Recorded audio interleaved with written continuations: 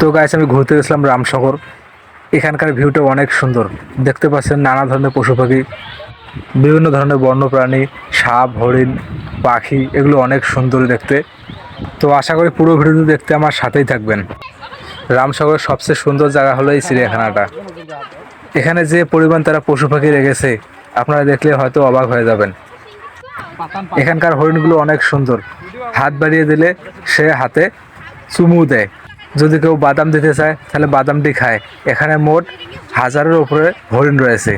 তো আপনারা চাইলে কিন্তু এখানে বন্ধু বান্ধবের সাথে ঘুরতে আসতে পারেন। স্থান দিনাজপুর রামসাগর। এখানে বিশেষ একটা সুবিধা আছে, যেমন এখানে টিকিটের কোনো প্রয়োজন হয় না।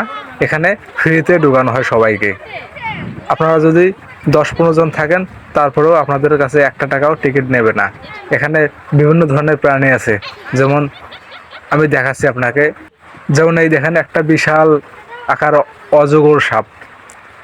আপনারা হয়তো দেখতে পাচ্ছেন, ঘোলা দেখাচ্ছে, তারপর দেখাই বিশাল একটা অজগর সাপ। এখানে কিন্তু সাপটা অনেক সুন্দর। আরও অনেক সাপ রয়েছে, যেমন এখানে মানকি একটা রয়েছে, বিশাল আকৃতির মানকি খাচ্ছে সাপ। তারপরে আরও জায়গাতে আরও রয়েছে, ধরেন পাখিটি অনেক সুন্দর দেখতে। আপনারা চাইলে কিন্তু দেখতে পারেন।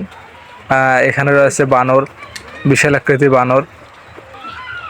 এখানে বিভিন্ন জায়গা থেকে বিভিন্ন ধরনের অতিথি দেখতে আসে, যেমন এই দেখা যাচ্ছে, দেখেন এখানে সারাদিনে ভিড় এগুলোকে দেখার জন্য। এখানে বহু রকমের প্রাণী রয়েছে, যেমন কালিম পাখি এখানে রয়েছে। অনেক সুন্দর পাখিগুলো, এই দেখেন অনেক সুন্দর একটা পাখি। এগুলোকে খাঁচার মধ্যে বন্দি করে সবসময় রাখা হয়।